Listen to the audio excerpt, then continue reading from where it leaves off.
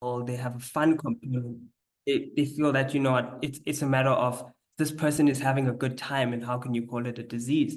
But the truth of the matter is that it's reached a point where it's no longer a fun thing. They're not using it for fun or trying to have a good time.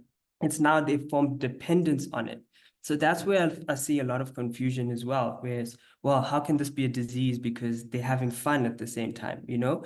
And then you kind of show them that, hey, this is the consequences and this is what reality looks like for them.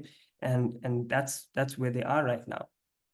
So yeah, I just wanted to maybe come in with that one, that it's not fun and games for them either. You know, it's not something that No. it's And I think we can use some mental health illnesses in the same category because people with depression don't have fun, yet their behavior is almost identical to somebody's who's um, chemically addicted or sometimes even bipolar or anxiety. So that's how we try and explain the mental health illness or the biopsychosocial illness to our families. Um, because I don't think people with mental health struggles have fun at all. Sometimes they even think they might be, but they're not. Until they've received adequate treatment, they're not. Okay, so relapse. Myth is many people relapse, so treatment obviously doesn't work. I think we've said this a few times. We've definitely heard it many times. I think families say it. You know, why must I go to put them in treatment? It doesn't work. They've been 2 or 3 times, and you know the rehabs or the clinics are no good, or you know my child just doesn't want to change. It's not necessarily the case. The fact is, like virtually any other medical treatment, addiction treatment cannot guarantee lifelong health. Although nearly 1/3 of clients achieve abstinence from their first treatment attempt, relapse often can be part of the recovery process, was part of the relapse addictive process. But it is possible and it is treatable. Even if a person never achieves perfect abstinence, addiction treatment can at least reduce the number and duration of relapses, can minimize related problems such as crime and overall poor health. It can reduce impact on parental addiction on children, improve the individual's and their family's ability to function in daily life, and strengthen the individual's ability to cope with the next temptation or craving. These improvements reduce the health, social, and economic costs of addiction. The same is true with all mental health conditions. I think relapse is something parents are terrified of. Sometimes some of the patients are scared, but I think we that live with it, we fear it more than anything else. And I often have to say to people, try not to be afraid because you don't know if it's going to happen. And it's healthier to learn what to do should it happen rather than live in fear. Because fear is something that definitely fuels addiction, mental health, family dynamics, discontent within families. So, what are the symptoms of the family illness? Substance abuse, as well as mental health disorders, affect and cost the individual, the family, and the community in significant, measurable ways, including loss of productivity, unemployability, impairment in physical and mental health, reduced quality of life, increasing crime, increased violence, abuse and neglect of children, impact in our homes, jobs, pets, friends, and society at large. By the time the person is addicted, we've noticed all the signs, and we've either been in denial, chosen to ignore it, and hope and pray that it just sorts itself out, or just goes away. It cannot happen this way if the person is an addict or an alcoholic. So I think this just reiterates when we say that addiction is an illness of the mind, the body, and the soul. And if somebody is addicted, then no soft, reasonable, understandable methods work. They need a guided treatment process. And, when I was reading that earlier about how we pray and hope, I hear it daily. I remember it in my own family. It's so impactful that all we feel we have the strength to do is pray. We just hope that it can go away, can treat itself. So many people have said to us, can't they just grow out of it? They're older now. They've had some help. Can't they just grow out of it? And sadly, no, it needs treatment. And you all on this platform need to be in groups like this because this is your treatment. Because addiction is an illness, it's not a badness. Okay, so what can I do if my loved one is an addict? I think firstly, and this is a big one for us as families, please don't disregard it as a family disgrace. Recovery from addiction can come about just as it can with any other illness. Many times people come into treatment and they say, I'm not telling your gran you're in rehab. I haven't told your boss.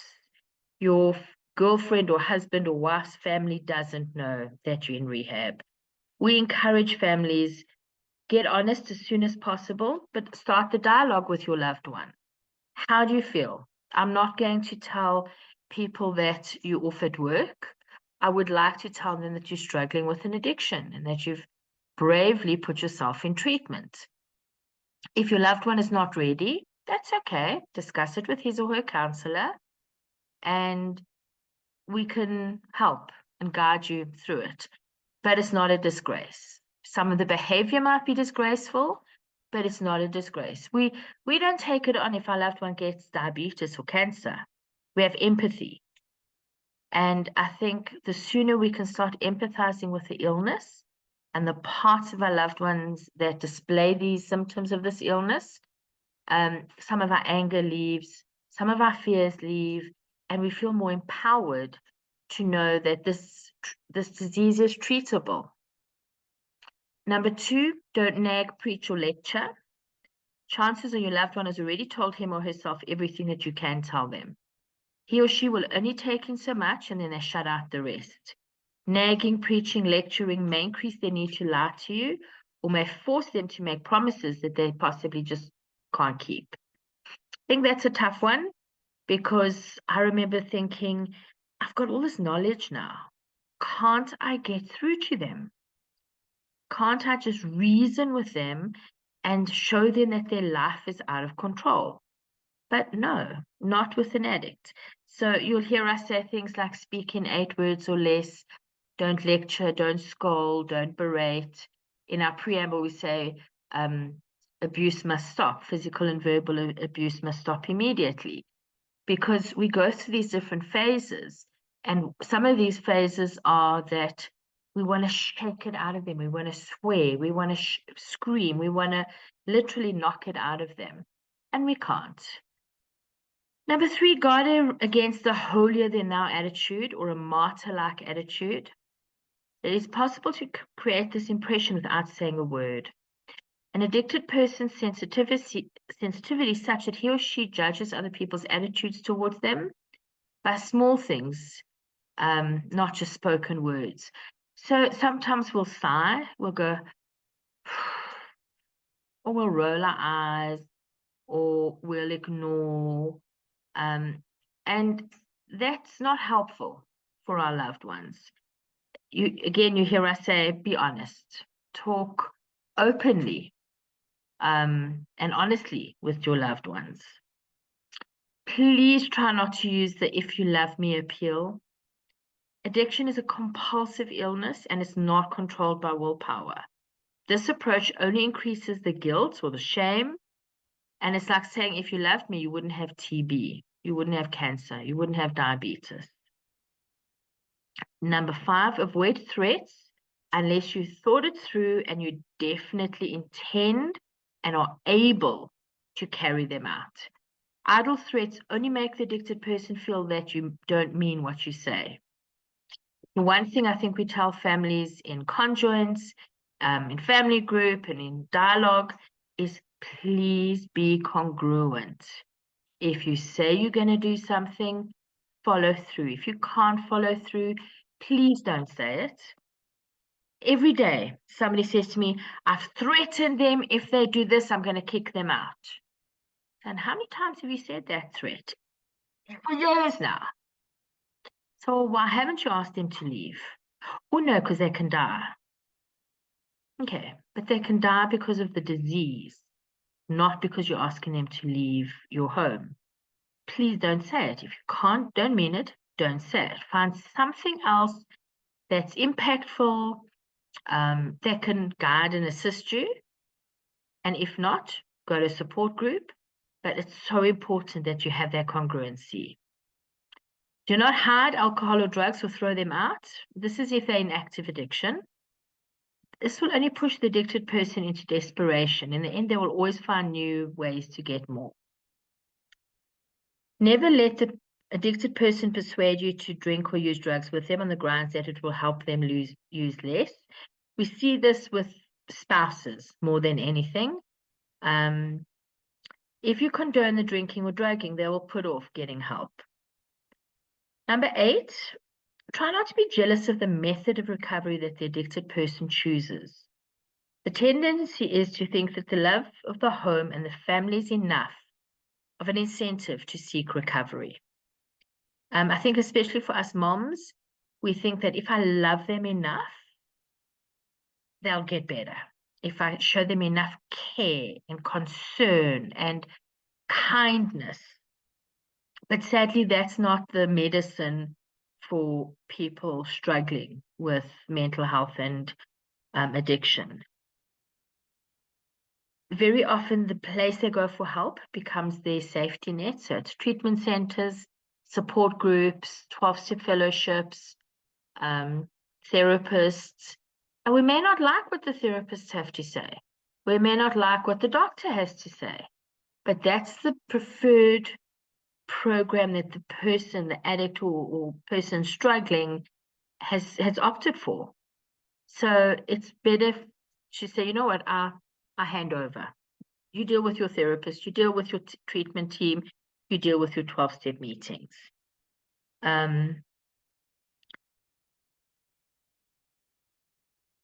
However, it's frequently that the motivation to regain self-respect is more compelling for the addicted person rather than the resumption of family responsibilities.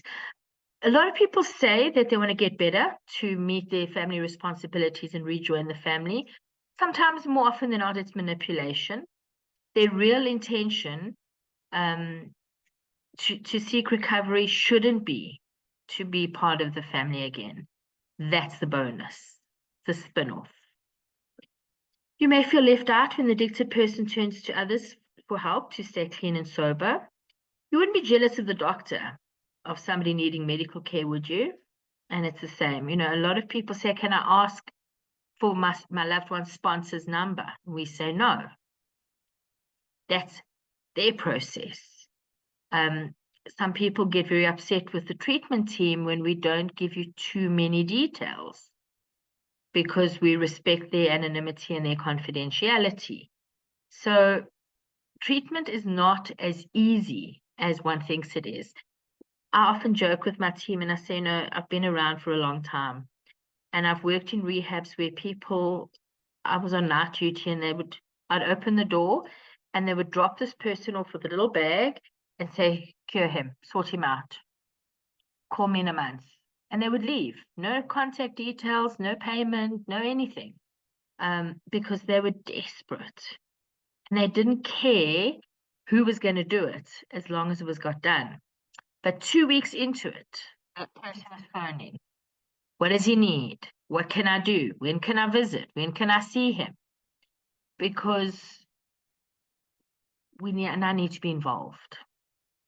So being on a platform, family support, doing your own work, learning about the diseases, that is the support you need to give them and focusing on yourselves. Please shout if there's any questions so far, Keegan. Nothing from the chat side. I just wanted to add over there, like you were saying, what was coming up for me is that, you know, people ask themselves, why is my loved one an addict? And you mentioned, well, you know, they do get an opportunity because being an addict also has the benefit of helping other addicts. So kind of it's a process of, you know, I think, what is it, gold or diamond? One of them, I think it's gold, the one where it needs to be, you know, processed before you can actually see the color. And the thing is, people try to kind of, you know, do the processing for their loved one, but they're the only ones that can do that process, and that's through the program. So I think it's important that, you know, that once they find their own way, they are in a better position to help other addicts as well. So it is, like I say, like a fellowship. Yeah. Okay, there's a question. Can I answer it now or should we put it off till later?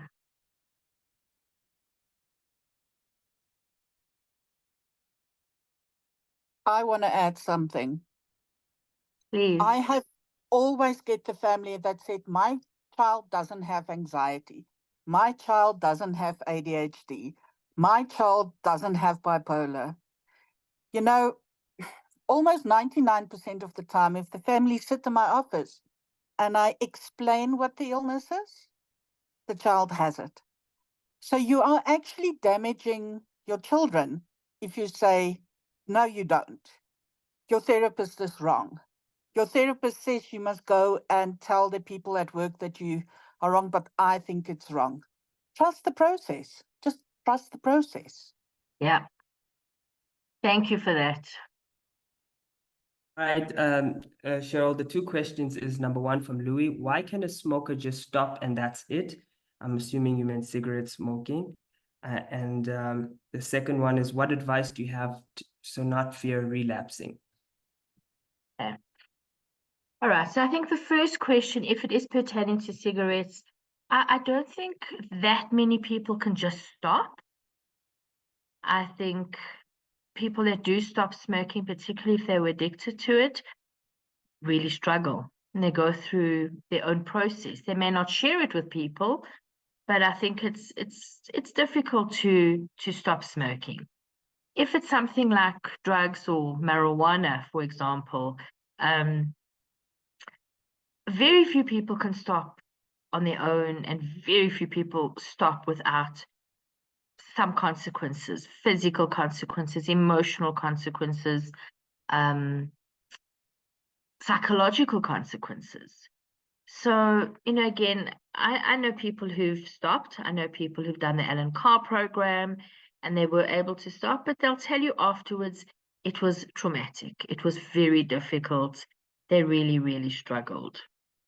And the other question, if I could wait until we're a little bit further down to answer about fearing relapse, because some of the answers may come from the presentation. Okay, number 9, do not confuse success with the absence of relapse. It's important to remain aware that relapse may be part of the process. In any illnesses, there are periods of relapse and convalescence.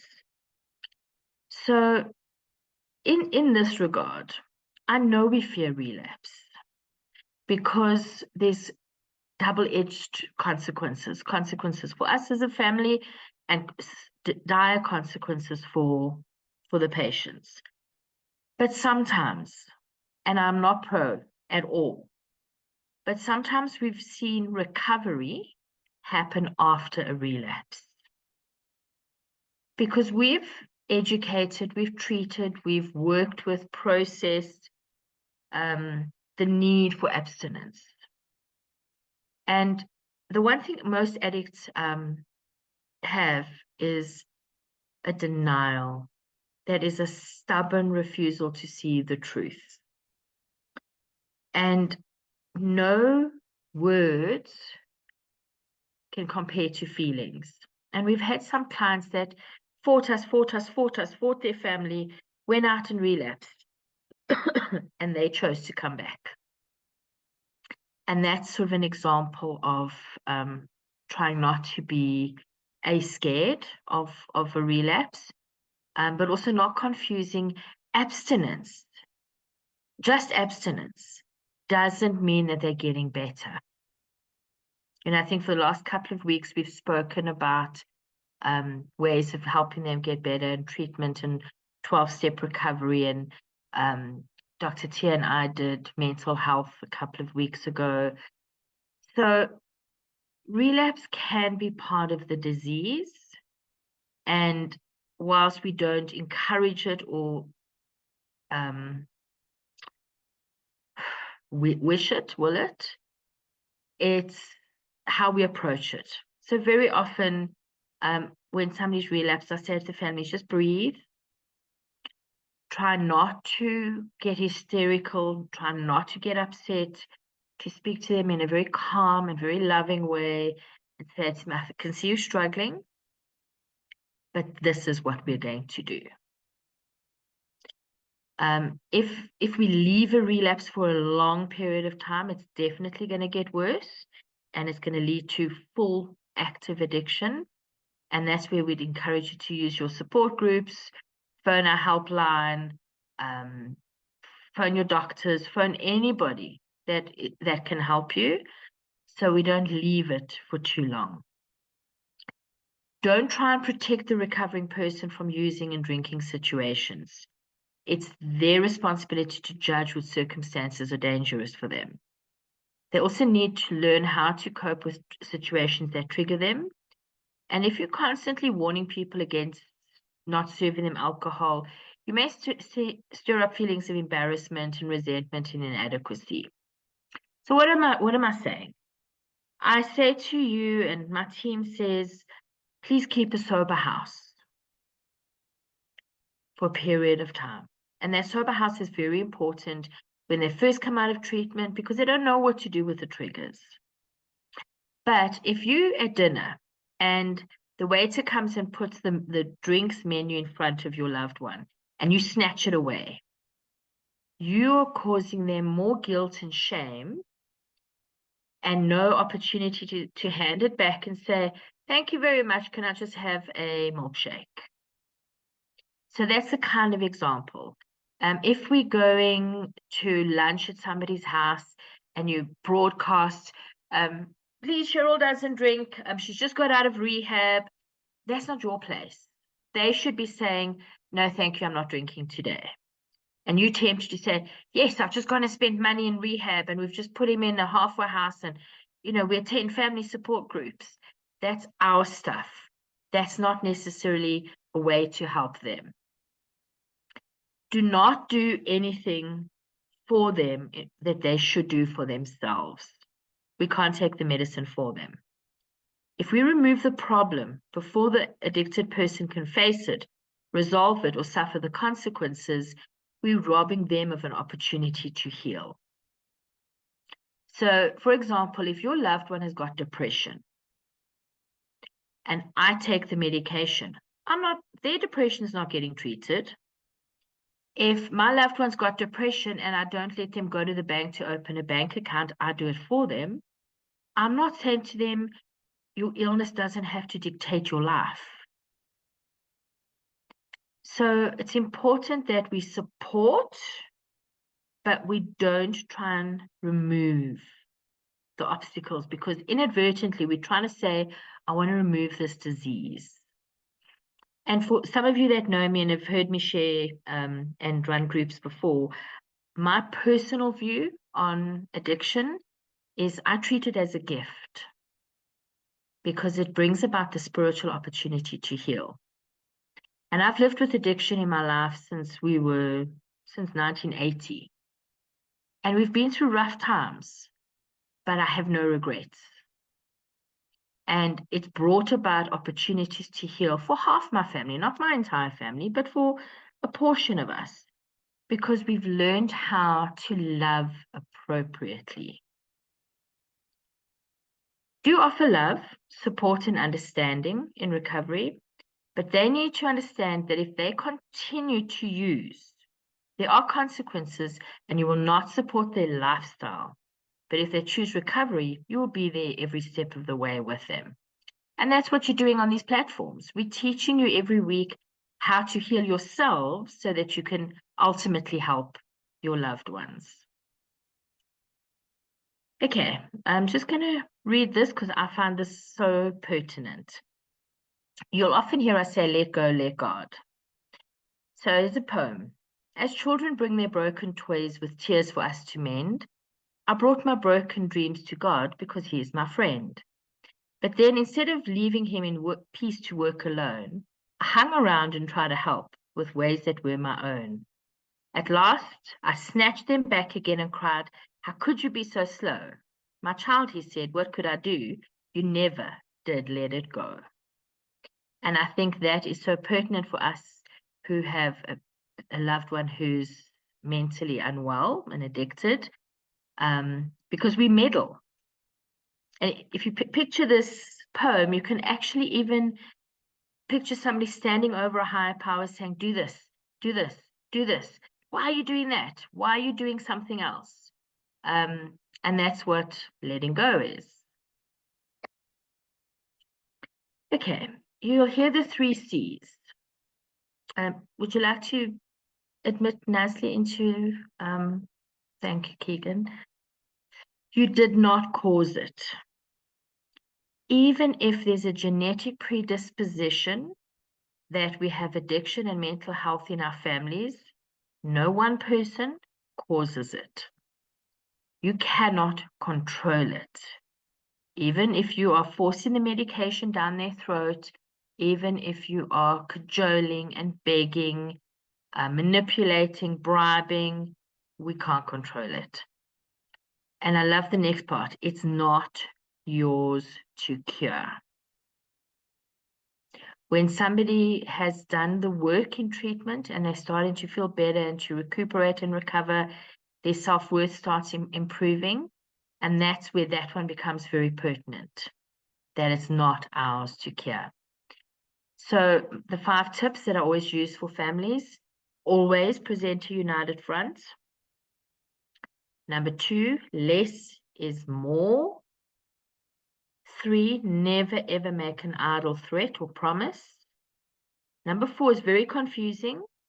The opposite of what you think, that is the truth. So for example, she's too weak to do this on her own. No, the opposite is she needs to do it on her own. Another example is he'll never get clean. The opposite is I don't know if he's going to get clean. What I need to do now, today, to get help for him and help for myself. And number 5, never stop learning, getting help and support for yourselves. Okay, so now we can answer all those questions. So I'm going to stop the share for now. So I Okay, can see some of the questions. So I see a lot of questions are pertaining to, smoking cigarettes. How come you don't consider cigarette smoking as an addiction to be in a rehabilitation form? I see many people in recovery smoking excessively. Wonder if it's not a replacement for the addiction. Maybe if I can just come in here, Cheryl, and maybe you can back me up on this one. We talk about a substance that is being psychoactive, like marijuana or like drugs or alcohol, where it puts them in a state of mind where they are more likely to be, craving or doing things that they are not, that they would not normally do. So yeah, so that's one of the kind of key factors that we kind of talk about is the psychoactive component. It's like smoking has been my biggest bugbear for years and years in rehab. I tell all my patients to stop, but sometimes you have to pick your battles. Nicotine does have a positive effect on psychosis. You don't quite know why, but nicotine, people smoking calm down quicker. But of course I should stop. It's been my bugbear for long. It has. But I do know that people with psychosis do better if we don't touch the cigarettes. But you can ask Cheryl, all the patients get this cigarette speech, and they definitely do not use vape speech, but pick your battles. Thank you. I think, from my experience, A couple of our patients have tried to quit smoking in either primary care or secondary care, and they just emotionally weren't ready. So they almost become quite gung-ho. What's the clinical term for gung-ho here, Keegan? Cocky. It's probably the best way I can put it. And then they don't work on their issues. So if somebody's come in non-smoking, we really encourage them not to start smoking again. But quite a few of them do. And there are some facilities that ban cigarettes. I don't know if they have a better result than what we do.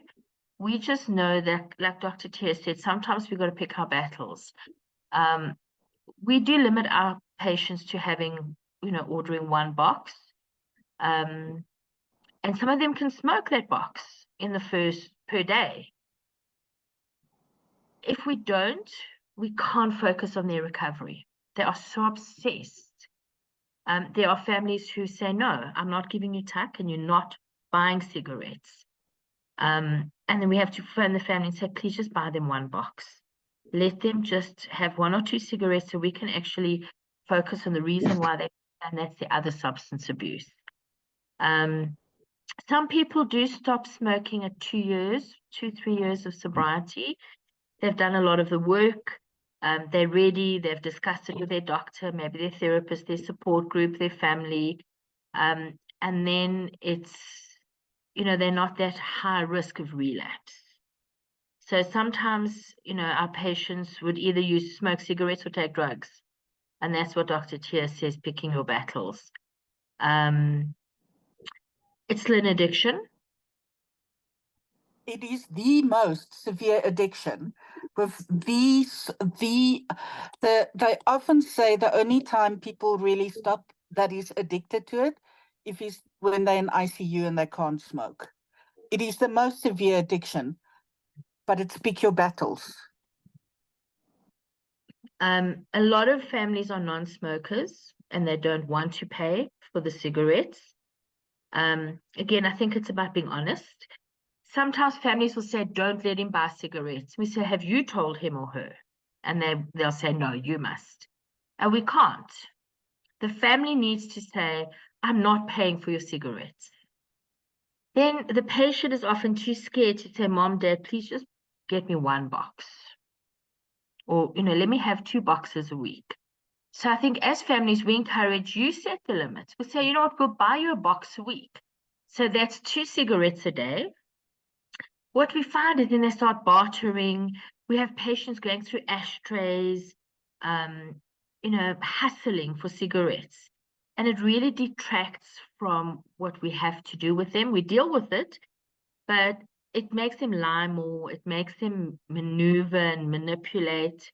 So, say to him, I'm not willing to spend a fortune, but here's my limit. 100 Rand, 2 boxes, 3 boxes. So please feel free to set those limits and boundaries with them. Is there other questions, Keegan? Just a few more about just addiction to cigarette smoking. Thank you, Dr. Tier, for that. I see a lot of changes, recovery smoking so much that I went to a meeting other day, and if you just breathe, it's okay to ask people not to smoke at NA meetings. So she's asking, is it okay to ask people not to smoke at an NA meeting? I think it's okay to ask. I don't know if anybody's going to listen. NA and AA, I must be honest. In fact, I think all this meetings, some of them are smoking, so they actually sit and smoke in the circle. Some have smoke breaks. So if it's a non-smoker and a non-addict, like a family member, then I would suggest that you find meetings, and your loved ones can tell you, find meetings that are non-smoking. But most NA meetings, they smoke. And sometimes they'll even smoke, if it's a non-meeting, they'll smoke their vape in the circle.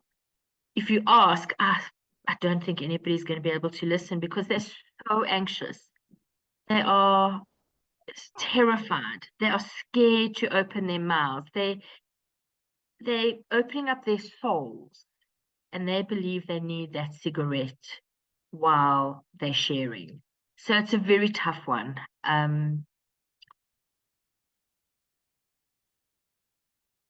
The only thing that does help for cigarette smoking, decrease it, is the NIC, the NAC that all the patients are on.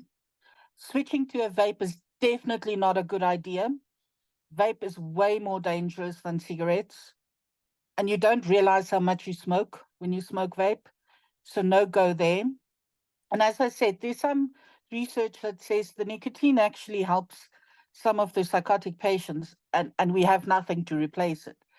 But it's still been a bugbear of mine to stop the smoking, because it is one of the severest addictions with the biggest impact on health. But trying to figure that one out is difficult. Yeah. While we got you on that one, Dr. Tia, there's a person that's asking, is switching to a vape a good sign? No, not at all. People on vapes actually smokes way more than they can. I've worked it out for one of our patients, and he was smoking the equivalent of 180 to 300 cigarettes a day because it's so easy to smoke with a vape. Vape also contains titanium in the coils and ethyl aldehyde, which is part of the flavoring, and it's actually way more dangerous than cigarettes. They actually working on legislation to completely ban it in the UK and in the US, and definitely not for nobody under 21. So vapes are actually worse off than people with cigarettes. The only thing that a vape is better for is that there is less smell, but I mean, it's more dangerous, more unhealthy. And people, if you sit and you work out how much they smoke, you don't even want to know. Often, you must smoke less per time. So I sometimes say cut the cigarette shorter and you smoke a smaller cigarette each time. But smoke 2.5, it's one of the biggest reasons why most of my patients don't sleep is nicotine, because after every 2.5 hours, the body wakes them up for a smoke. And even if they don't smoke at night, your body will wake up every 2.5 hours for your nicotine boost. Thank you. There's a good question here. So when in light of trying to be supportive, do you really act when your loved one after treatment? Do you take a more strict approach if he or she doesn't want to continue with aftercare in terms of seeing a counsellor or groups? There wasn't a per se relapse, but he simply didn't want to continue with keeping in touch with support groups. So I think this is a great question and quite a tough one, because I think we understand people get tired of treatment, but we tell them that it takes at least 12 months to continue that ongoing recovery cycle. So it depends on where they're at in their process. And I think it's something we should have done as they came out of treatment. So giving a contract or stipulating these are our requirements if we're going to be paying, if you're going to be living with us.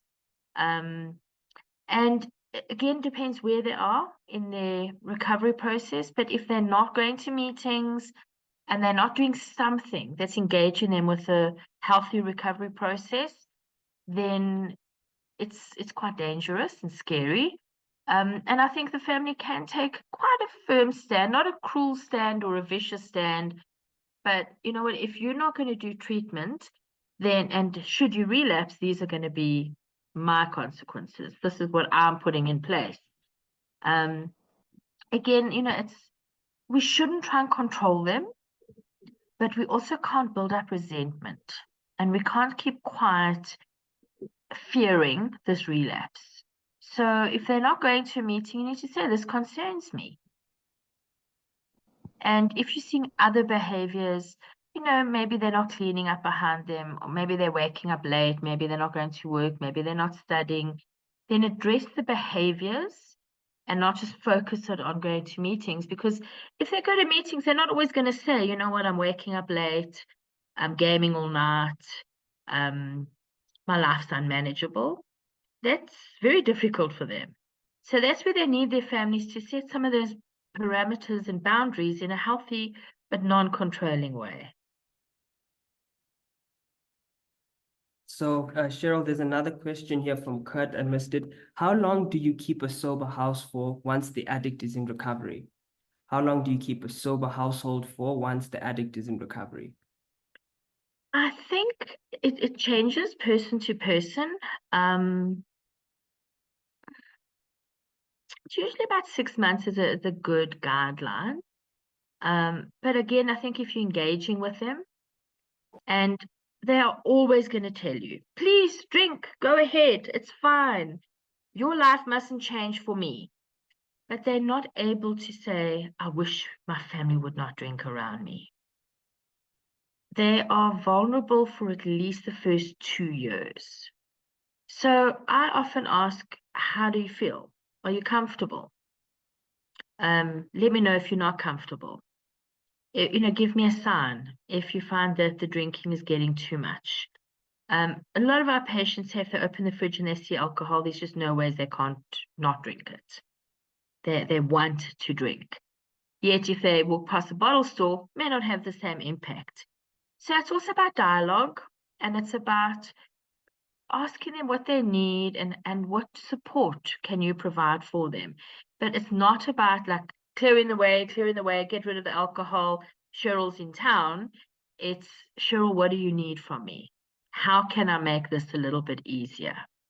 And then, I also say, if we are, as families, are cutting down on drinking or not drinking, we're not suffering.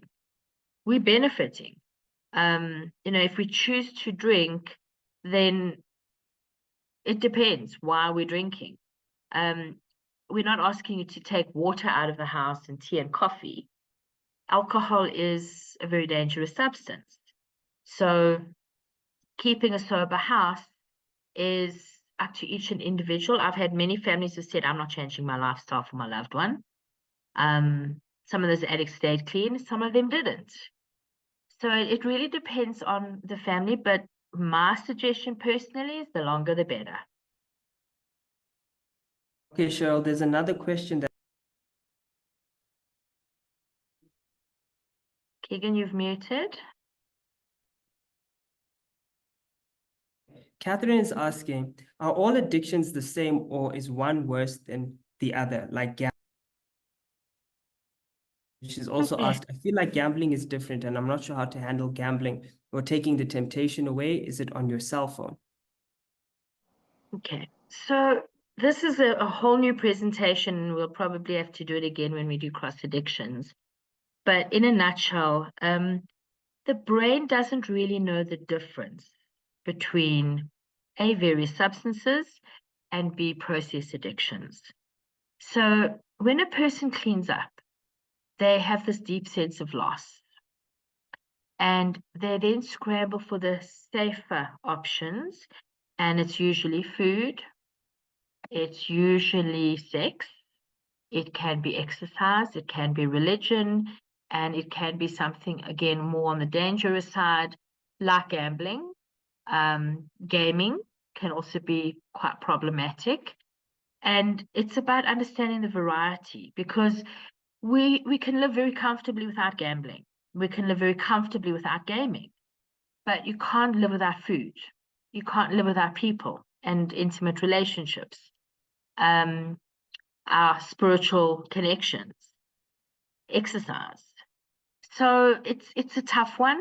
But when addicts start gambling, for us, it's a sign that they're heading for a relapse, because they're still looking for an escape and they're looking for a high.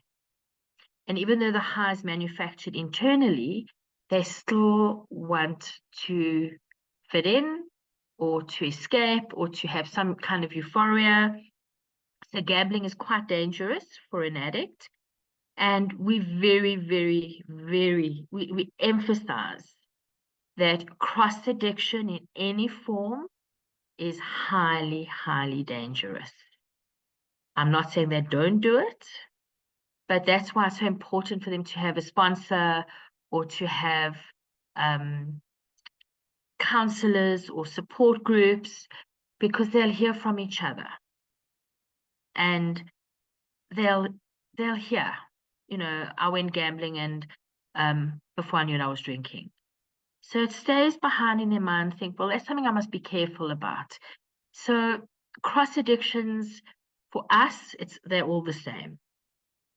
If I have a client who's acting out in a relationship and another client who's acting out with food, their behavior is still like an addict. They're impulsive, they're moody, they're erratic, they're dishonest. And that's why, again, we focus on behavior and not necessarily the substance or the process. So Catherine wants to know a little bit more in terms of gambling. How do you take away the temptation like you would take away alcohol, like in terms of a sober house, like you know? What are the distractions, I assume she means by that? I think I would be encouraging the person to go to Gamblers Anonymous meetings, because that's what they cover a lot in there. So some of them have those old Nokia brick phones. They don't have smartphones. They don't buy lotto tickets. They don't go to casinos. So even for like to the bird park, they help each other quite a lot. For the families, it is difficult, you know, to keep a sober house. I would definitely say, if your loved one has got a gambling addiction, there's a chance there's a substance somewhere in it as well. So you can still keep a sober house, because if they have a drink, then they want to go and gamble. If they smoke dope, then they want to go and gamble. So, you know, we talk about abstinence from all toxic behaviors. And that's what they're learning in treatment with us. So, you know, ask if they are in treatment, ask the questions to the counselors, even with your loved one present in a conjoint. It is important that we educate ourselves. I'm not sure if Gamblers Anonymous has got a 12-step program, but another 12-step fellowship like Al-Anon or Co-Anon would still help you tackle the behaviors, not necessarily the process addiction.